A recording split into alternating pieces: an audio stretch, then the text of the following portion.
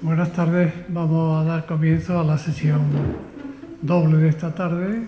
Tenemos una primera actividad que es la presentación del libro de Alana, Romances en el teatro de Federico García Lorca, y en la segunda parte tendremos la presentación de los ejemplares publicados en 2024, los últimos que han aparecido de la colección Mirto Academia.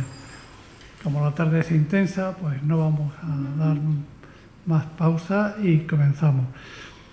Para mí presentar a Alana Gómez Gray es fácil, muy fácil, pero también difícil, porque mantener una objetividad, una pseudo-objetividad, siempre resulta dificultoso por tenerla tan cerca.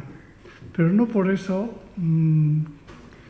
supone que esté incapacitado para apreciar los altos valores que su persona tiene. Alana es un ser humano poético. ¿Qué quiere decir esto? Pues que es creación en el sentido más pleno de la palabra. Es poiesis. Y esa poiesis la expresa en todas las disciplinas artísticas, en el pensamiento y en cualquier cosa que se propone hacer. Entonces, esa poiesis la ha llevado a ser escritora, a ser artista plástica, a estar trabajando en el arte textil, a pintar y, por supuesto, pues a escribir relatos e incluso novelas. De manera que es una fuente inagotable de creación, pero de creación no en un sentido de pasatiempo, de solo disfrute. Creación como la conjunción de los elementos donde coinciden o han de coincidir, o ese es su propósito, así lo observo yo, lo que es la belleza, que es el resultado, como resultado produce la emoción estética, lo que es ética, lo que son unos principios que sustentan todo ese entramado emocional, y por supuesto lo que es la verdad. Esos son los tres elementos que forman una encrucijada que en su caso canalizan esa poiesis.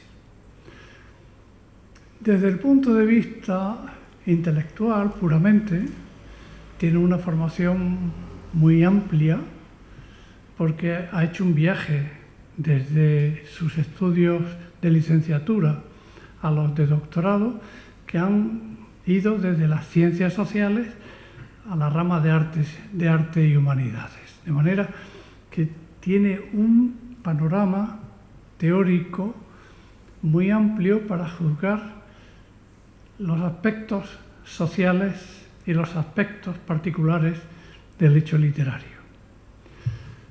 Y eso pues le da una densidad a los resultados de su trabajo pues muy, muy grande.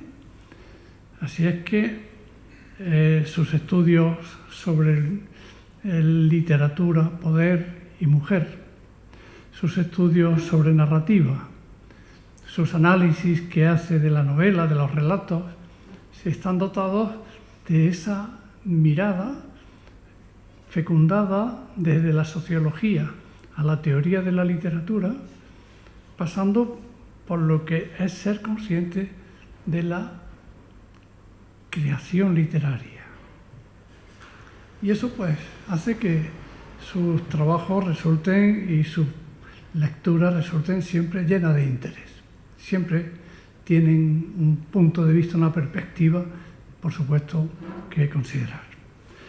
ahora ella presentará y hablará de su libro sobre los romances en el teatro de Federico García Lorca, que es una aportación de primera magnitud en el sentido de que representa una de las facetas creadoras más sobresalientes de Federico García Lorca, que andaban dispersas y sueltas en sus obras de teatro y que ahora el lector tiene la facilidad de verlas bien hilvanadas, bien presentadas, bien estudiadas y bien editadas, de manera que tiene un Lorca en romance y un Lorca poeta y autor teatral. Así es que esa es la virtud que tiene este libro. En cuanto con ser esto importante, lo que estoy planteando de lo que es su formación teórica, desde la sociología a la teoría de la literatura, con ser esto importante no es lo más importante. Porque si hay algo importante en ella es la creación literaria. Y ya lo ha demostrado con libros como Larva de Serafín, un conjunto de relatos, o con La Fortaleza, que recibió el premio Efraín Huertas, el Premio Nacional de Literatura Efraín Huertas en México, muy importante, y Relámpagos de Asombro, su último libro de creación. Tiene otros en el telar que algún día verán la luz, y Relámpagos de Asombro, que ha sido una sorpresa para muchos lectores españoles, porque un rasgo también de su persona es que, si bien es mexicana, con lo que conlleva ser mexicana en el mundo de hoy, es una cultura complejísima, densísima, hermosa, sincrética, contradictoria. Es una de las culturas más auténticas que se pasean por el planeta Tierra, pese a la desfiguración que tenemos de ese país por noticias terribles. Es una cultura verdaderamente hermosa e intensa. Esa cultura, además, ha alcanzado en ella la otra encrucijada más, al cruzarse con la cultura española, donde también se ha incorporado y ha ampliado el arco y el horizonte de su proyección personal y también de su propio enriquecimiento. De manera que es una persona verdaderamente importante por la intensidad de su formación, por la calidad de su propia escritura y por la complejidad de su mirada. Ahora usted está en derecho de decir, claro, ¿qué vas a decir tú, no?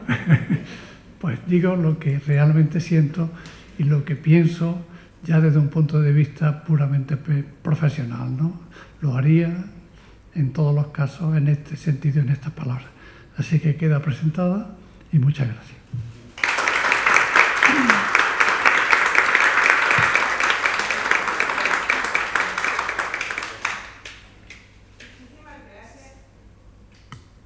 Muchísimas gracias por esta conmovedora y generosa presentación. Muchas gracias. Muchísimas gracias a todas y todos ustedes que esta tarde nos acompañan aquí en este viaje que es la bitácora de libros del aula de pensamiento de este año. Es para mí un honor formar parte de ella, ya sea presentando a colegas creadoras o presentándome a mí misma. Me siento de verdad muy honrada, muy halagada. Yo siento que al llegar aquí a Motril con tanta cara ya que empiezan a ser queridas, me siento muy arropada y me siento en mi charca. Estoy a gusto. Bueno, sin más dilación, comenzamos. Verde, que te quiero verde. Verde viento, verde ramas, el barco sobre la mar y el caballo en la montaña. Con la sombra en la cintura, ella sueña en su baranda, verde carne, pelo verde, con ojos de fría plata, verde que te quiero verde. Perdón, sí, bajo la luna gitana, las cosas le están mirando y ella no puede mirarlas. Los romances de Federico García Lorca. Más de alguna vez hemos leído el de nuestra preferencia. Hay quienes se saben algunos o muchos de memoria. Se han musicalizado, corren completos o en partes por toda la red, forman parte de epígrafes. Nos son familiares, los hemos hecho nuestros desde que se pudo hablar de Lorca. Cuando ya bien entrado el siglo pasado, como bien sabemos, se rompió el muro de silencio que tras su asesinato se impuso a su alrededor, como si fuera posible silenciar la belleza, encadenar las nubes.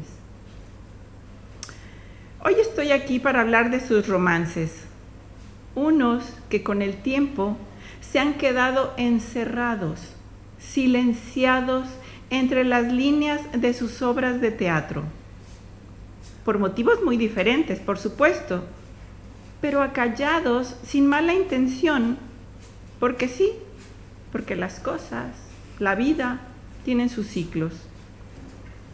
Con este libro que hoy nos ocupa, espero abrir un ciclo en el que los romances de Lorca, estos romances aquí contenidos, se les vuelvan familiares a quienes no los conozcan, les despierten recuerdos y nuevas fragancias a quienes sí.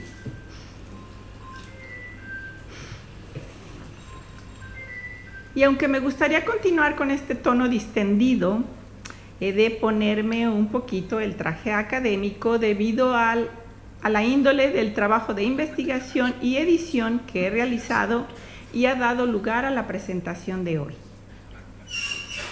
El romance, como es obvio, al que se refiere esta obra, no es el de la relación amorosa, esa que en su cuarta acepción dentro del diccionario de la Real Academia se anota que es la relación amorosa pasajera, la aventura, el amorío. El romance que aquí nos ocupa es esa forma métrica en la que los versos pares presentan una rima asonante, escritos sobre todo en octosílabos y cuya extensión ilimitada lo convierte en el idóneo para narrar acontecimientos.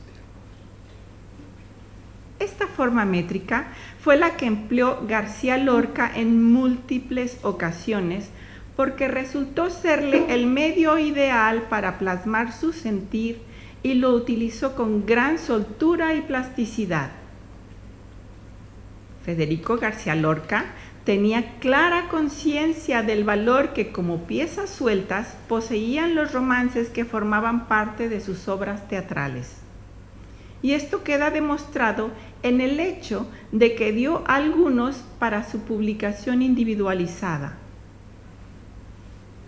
En 1927, y les ruego que mantengan esta fecha en mente, en 1927 entregó el de la corrida de toros de Ronda, perteneciente a su Mariana Pineda, a José María de Cosío para que lo incluyera en el libro Los toros de la poesía castellana.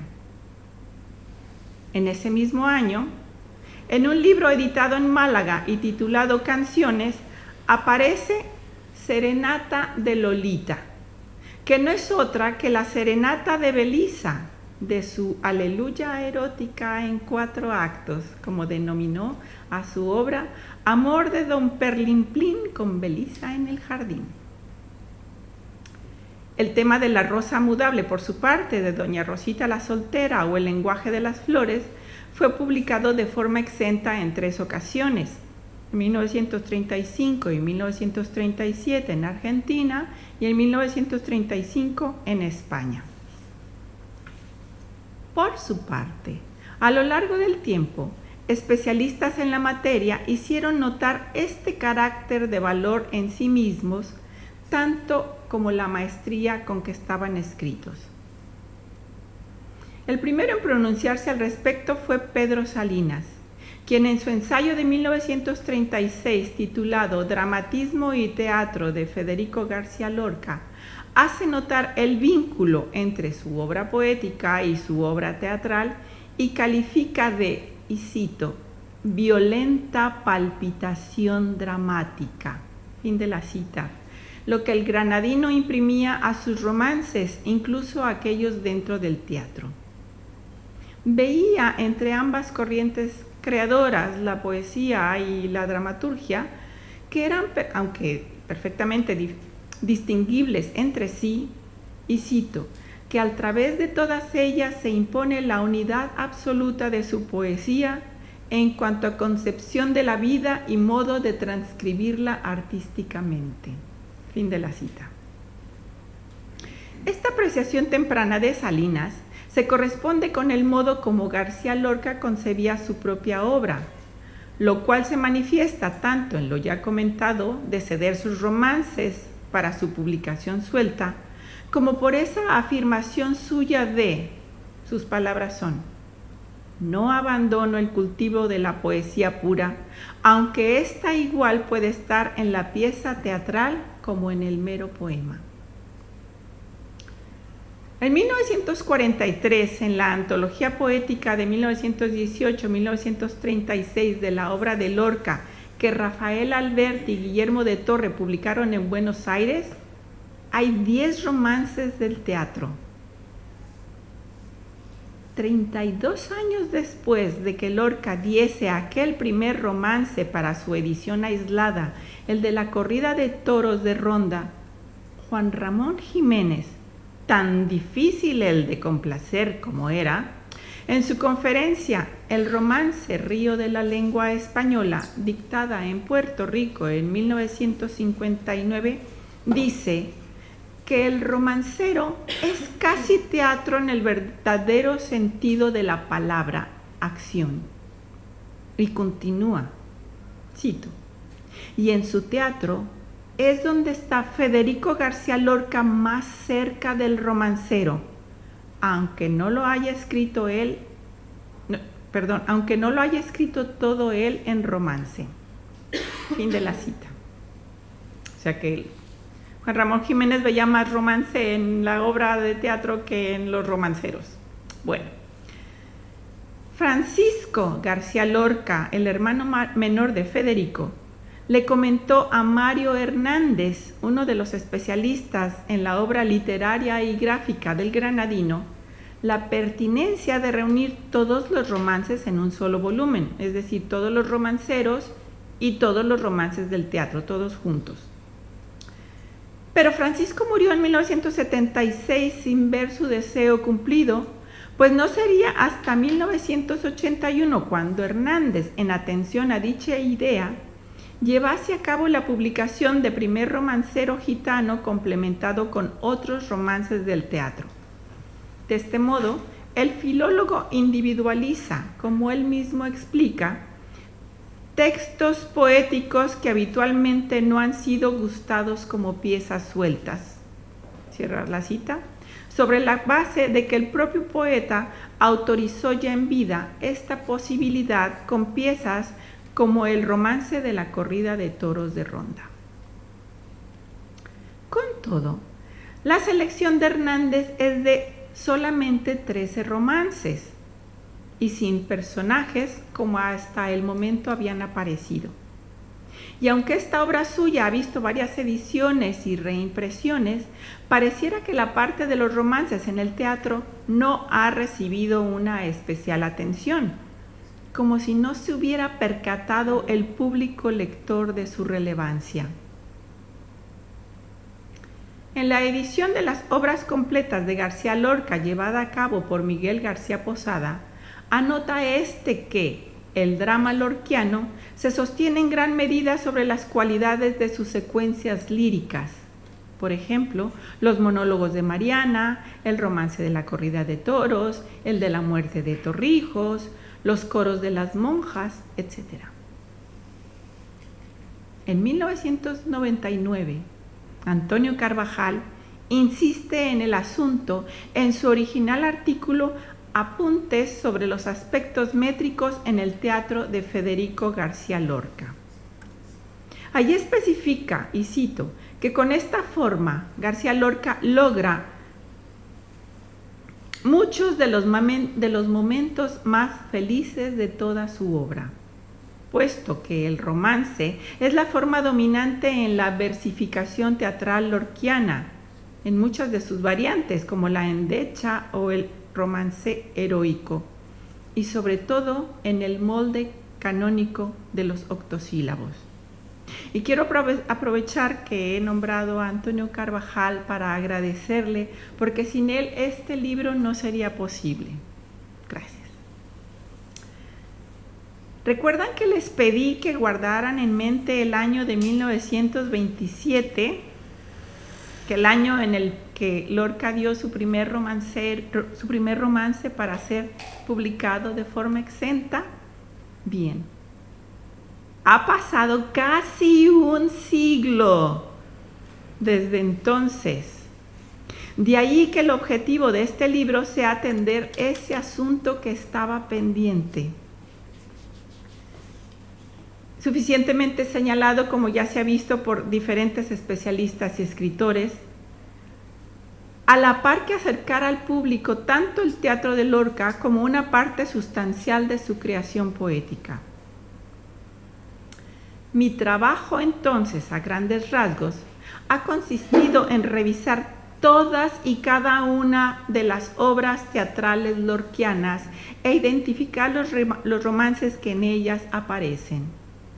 Cotejar en las diversas ediciones de las obras teatrales su redacción, pues dado que Lorca era poco organizado y hay varios manuscritos de una misma pieza y hay diferentes ediciones, era mi intención presentar la versión más fiable. Me he apoyado sobre todo en las obras completas de Andrés Soria para tal fin. Además, esta edición filológica mía va acompañada de un estudio introductorio en el cual, tras una investigación extensa y detallada, doy cuenta de todo lo que la crítica especializada y los diversos editores han expresado en específico sobre estos romances. Y no deja de llamar la atención lo poco que hay al respecto. A la vez que responder a ese reclamo que se extendió a lo largo de tantas décadas, de centrar la mirada en sus romances dentro de su teatro, me aboqué a esta tarea meticulosa, a esta labor de hormiga durante muchos meses para romper con ese silenciamiento del que hablaba al comienzo. Y digo esto porque los romances dentro de sus obras suelen ser disfrutados si éstas son puestas en escena. Y por mucho que cueste creerlo, la obra teatral lorquiana no está en cartelera con la frecuencia que pudiera esperarse. En la actualidad, apenas sí hay montajes de ellas, y las que existen son adaptaciones de sus piezas, versiones libres, mezclas de género, teatro, danza, lírica o flamenco a la vez. Además, apenas un puñado son las más representadas. La casa de Bernarda Alba, sobre todo, porque al no ser en verso y ser tan fácil de manipular y se adapta con mucha facilidad. Pero también Mariana Pineda, Bodas de Sangre y Yerma. Y estas escasamente en su provincia natal, escasamente en Granada, más bien en Madrid y Sevilla. Ante la falta de puestas en escena, queda la lectura de las obras teatrales. Y preguntémonos con sinceridad, ¿quiénes las leen? Pareciera que solo las y los adolescentes y como parte de sus obligaciones escolares. Esta edición de romances, en consecuencia, representaría una especie de labor de rescate, de poner en las manos y ante los ojos del mundo una parte fundamental de la producción de este genio que fue Federico García Lorca. En suma, leer o releer su obra poética, sumándole estos romances dentro de su teatro, equivale a ensanchar la ya gran aportación que el poeta granadino hizo a la poesía española y universal. Por otro lado, cabe mencionar que cuando se ve una obra, ciertos matices poéticos nos emocionan, sin preguntarnos por qué. En este sentido, quisiera advertir sobre un par de casos. Lorca escribió 2 romances heroicos, esa variante de endecasílabos usualmente destinados a narrar algo muy serio o digno de reflexión. Y los usó uno en Mariana Pineda y otro en Yerma. En el de Mariana Pineda, cuando la protagonista se dirige a sus niños dormidos, en una especie de despedida a sabiendas de su cruel destino. En el de Yerma, cuando ésta se duele de sí misma porque tiene todo lo necesario para ser madre, porque hay una lógica en la naturaleza orientada hacia la procreación, que sin embargo en ella no se da, y aún así ella mantiene la esperanza. Hay romances, a más de los que el propio Lorca especificó, como los ya muy mencionados de Serenata de Belisa y los de La Corrida, que sin duda parecen piezas sueltas a las que simplemente agregó la acotación de las intervenciones de los diversos personajes. Tal es el caso del romancillo del bordado de Mariana Pineda, del Te he de llevar desnuda de su obra Así que pasen 5 años, del romancillo en el que 2 muchachas devanan una madeja roja de bodas de sangre, de la canción del pastor solo y de la danza de la esposa triste de Yerma, y por supuesto lo que dicen las flores de Doña Rosita la soltera o El lenguaje de las flores. El romance se le presentó a Federico García Lorca como un instrumento, como una herramienta con la cual podía explayarse a voluntad, tan ricamente que resulta asombroso. Pensar que estos romances estaban guardados en sus obras, esperando a ser puestos en escena, nos lleva a concluir que con este libro se brinda la ocasión de ensanchar el universo de la magistral poesía lorquiana a su público lector.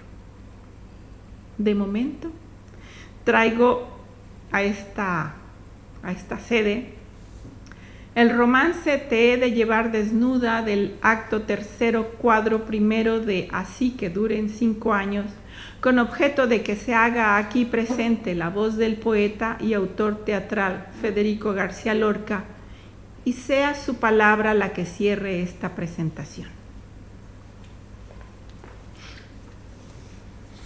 Te he de llevar desnuda, flor ajada y cuerpo limpio, al sitio donde las sedas están temblando de frío. Sábanas blancas te aguardan.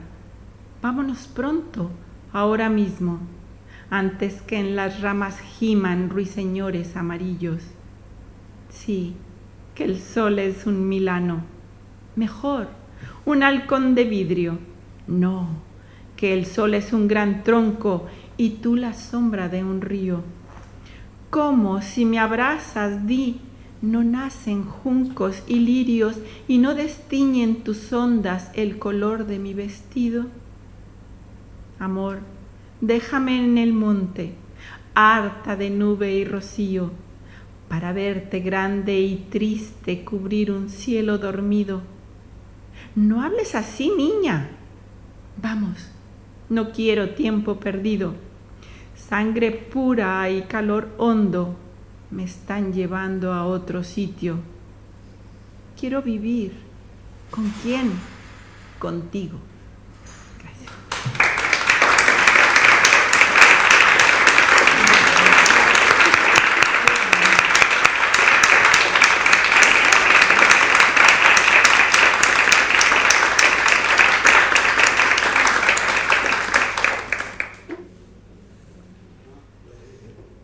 mira, aunque es largo, el romance de la corrida de toros de Ronda tan mencionado esta tarde. ¿Okay? De la estampa primera, escena cuarta, de Mariana Pineda, y que es enunciado en la obra por Amparo. Un segundito, me voy a cambiar gafas.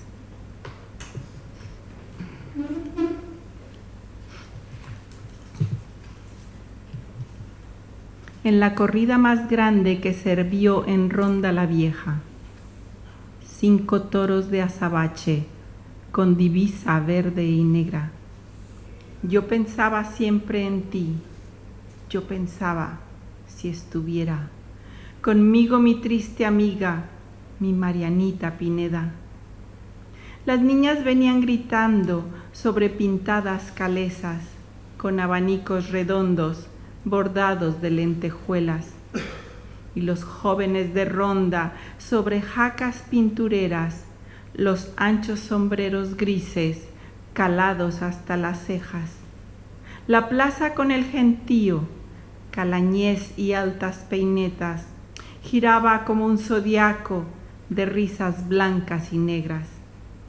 Y cuando el gran Cayetano cruzó la pajiza arena con traje color manzana, bordado de plata y seda, destacándose gallardo entre la gente de brega, frente a los toros zaínos que España cría en su tierra, parecía que la tarde se ponía más morena. Si hubieras visto con qué gracia movía las piernas, qué gran equilibrio el suyo con la capa y la muleta. Mejor ni Pedro Romero toreando las estrellas. 5 toros mató, 5, con divisa verde y negra. En la punta de su espada 5 flores dejó abiertas, y a cada instante rozaba los hocicos de las fieras como una gran mariposa de oro con alas bermejas. La plaza, al par que la tarde, vibraba fuerte, violenta, y entre el olor de la sangre iba el olor de la sierra. Yo pensaba siempre en ti, yo pensaba si estuviera conmigo mi triste amiga, mi Marianita Pineda. Y mira que a mí no me gustan los toros, pero este me gusta mucho. Sí, sí. ¿Alguien más tiene alguna pregunta o algo? ¿O petición o qué sé yo? O escojo el que yo quiera. Serenata de Belisa es muy divertido. Y lo voy a hacer como siguiendo un poco los personajes, me vais a permitir. Serenata de Belisa, cuadro cuarto de Amor de Don Perlimplín con Belisa en su jardín. Por las orillas del río se está la noche mojando. ¡Se está la noche mojando! Y en los pechos de Belisa se mueren de amor los ramos. ¡Se mueren de amor los ramos! Se mueren de amor los ramos. La noche canta desnuda sobre los puentes de marzo. ¡Sobre los puentes de marzo! Belisa lava su cuerpo con agua salobre y nardos. ¡Con agua salobre y nardos! Se mueren de amor los ramos. La noche de anís y plata relumbra por los tejados. ¡Relumbra por los tejados! Plata de arroyos y espejos, y anís de tus muslos blancos. ¡Y anís de tus muslos blancos! Se mueren de amor los ramos.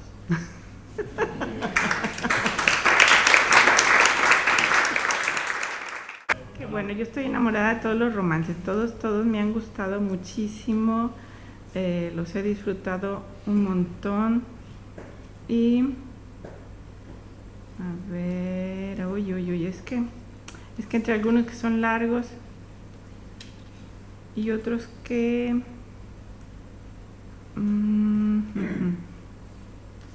bueno, el romance del cuchillito. El romance del cuchillito, este lo enuncia la madre, pero vamos a olvidarlo. Vecinas, con un cuchillo, con un cuchillito. En un día señalado entre las 2 y las 3, se mataron los 2 hombres del amor. Con un cuchillo, con un cuchillito, que apenas cabe en la mano, pero que penetra fino por las carnes asombradas y que se para en el sitio donde tiembla enmarañada la oscura raíz del grito. Y esto es un cuchillo, un cuchillito que apenas cabe en la mano. Pez sin escamas ni río, para que un día señalado, entre las 2 y las 3, con este cuchillo se queden 2 hombres duros con los labios amarillos. Y apenas cabe en la mano, pero que penetra frío por las carnes asombradas, y allí se para en el sitio donde tiembla enmarañada la oscura raíz del grito.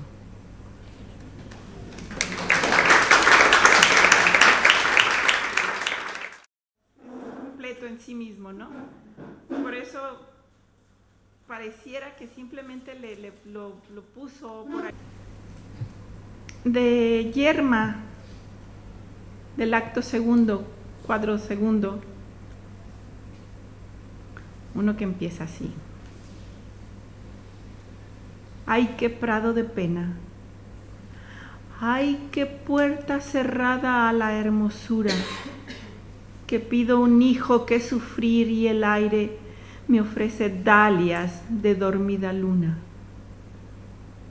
Estos 2 manantiales que yo tengo de leche tibia son en la espesura de mi carne 2 pulsos de caballo que hacen latir la rama de mi angustia. Hay pechos ciegos bajo mi vestido. Hay palomas sin ojos ni blancura. Ay, qué dolor de sangre prisionera me está clavando avispas en la nuca. Pero tú has de venir, amor, mi niño, porque el agua da sal, la tierra fruta, y nuestro vientre guarda tiernos hijos, como la nube lleva dulce lluvia.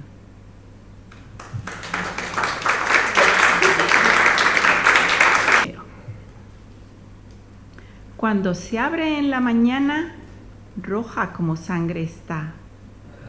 El rocío no la toca porque se teme quemar. Abierta en el mediodía, es dura como el coral. El sol se asoma a los vidrios para verla relumbrar. Cuando las ramas empiezan los pájaros a cantar y se desmaya la tarde en las violetas del mar. Se pone blanca con blanco de una mejilla de sal, y cuando toca la noche, blando cuerno de metal, y las estrellas avanzan mientras los aires se van, en la raya de lo oscuro se comienza a deshojar.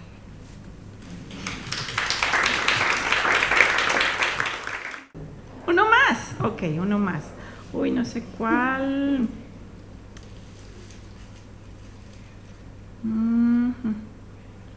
Bueno, ya sé, a ver. Este es de Bodas de Sangre, el romancillo en el que 2 muchachas devanan una madeja roja. Acto tercero, cuadro último. Por supuesto voy a omitir los personajes. Madeja, madeja, ¿qué quieres hacer? Jazmín de vestido, cristal de papel. Nacer a las 4, morir a las 10. Ser hilo de lana, cadena a tus pies. Y nudo que apriete, amargo laurel. ¿Fuiste a la boda? No, tampoco fui yo. ¿Qué pasaría en los tallos de la viña? ¿Qué pasaría por el ramo de oliva? ¿Qué pasó que nadie volvió? ¿Fuisteis a la boda? hemos dicho que no. Tampoco fui yo. Madeja, madeja, ¿qué quieres cantar? Heridas de cera, dolor de arrayán, dormir de mañana, de noche velar. El hilo tropieza con el pedernal, los montes azules lo dejan pasar. Corre, corre, corre, y al fin llegará a poner cuchillo y a quitar el pan. Madeja, madeja, ¿qué quieres decir? Amante sin habla, novio carmesí, por la orilla muda tendidos los vi. Corre, corre, corre, el hilo está aquí, cubiertos de barro, los siento venir, cuerpos estirados, paños de marfil.